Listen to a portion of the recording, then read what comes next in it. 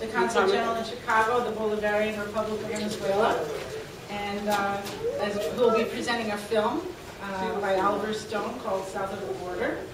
And it describes some of the great strides for betterment by the peoples of South America and the leadership that's arisen through that struggle, which provides a very powerful, positive example for all of us. Almost everybody here today participates in one capacity or another in our struggle, and to advance our people's efforts to gain power to end the poverty, to gain control over our living and working conditions. And as almost all of you know, MWA is a labor organization of a new type, organizing those workers not covered under federal labor law here in Chicago, and the ones who do the work that keep the city running. But yet our members don't make enough money to feed our families, heat our homes, and provide health care for our families. So we're building new leadership from the ground up every day.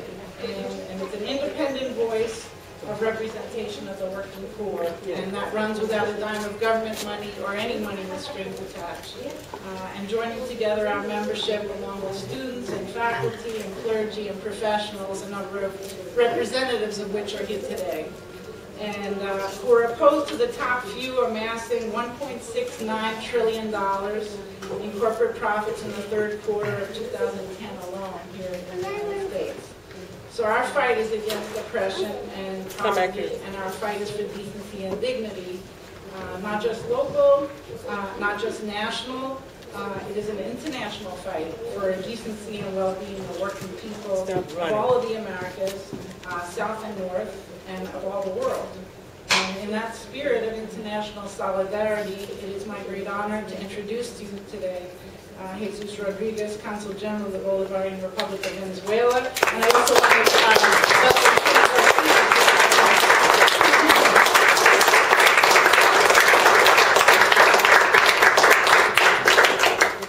Hi, good night. My name is Jesus Rodriguez, and I'm just planning to talk briefly because we believe that the most important part of these activities is the questions and answer session that we are reserving for the last part of the activity. So basically, I want to thank Claire and the people from Midwest Workers Association for inviting us again to participate in activities like this. We want to let you know that we in the Venezuelan Consulate are always open to talk about whatever you want us to talk about and to discuss about the changes that has been introduced in Venezuelan society in recent years, and participating in events and activities. So we are always open to receive invitations and talk with the students or professors and go to the universities and whatever activity that help us also to explain our perspective on the changes that have been happening in Venezuela in recent years. So basically saying that, I just want to thank you again. I believe that you are going to enjoy a very nice piece of documentary that has been very attacked by oppositionist people to the Chavez government, but I believe it's still an excellent piece that shows somehow not only the changes in Venezuela, but also the changes in all the Latin American region after 1998. And that's something that is very important because right now also we are about to celebrate in the consulate the 12 years of the Chavez government, and also the 29 years of the Caracazo, which is the social struggle riots that happened in Caracas almost 29 years ago, and that somehow led to what happened later in the Venezuelan society. So you are going to see part of what I'm talking about in the documentary, and I encourage you to ask whatever questions you want to ask and to be sharp in those questions. We are open also to debate about ideas and debate, basically. Thank you.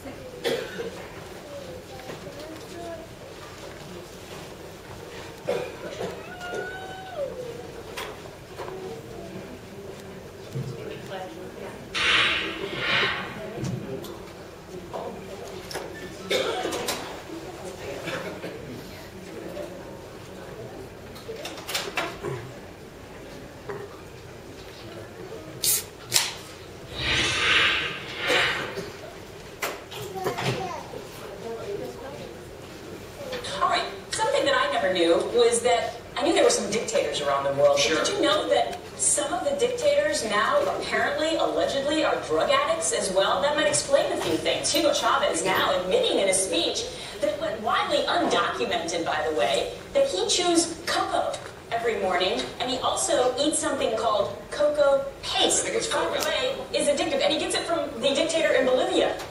What did you say? Coca. It is coca. Oh, coca. Cocoa. Oh, coca would be fine. Listen. I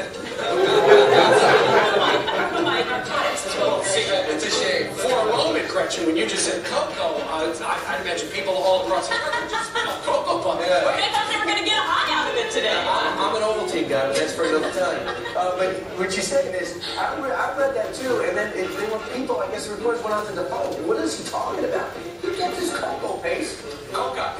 I got two going on your cocoa paste. Where's the problem? Bolivia dictator. Is he a dictator too?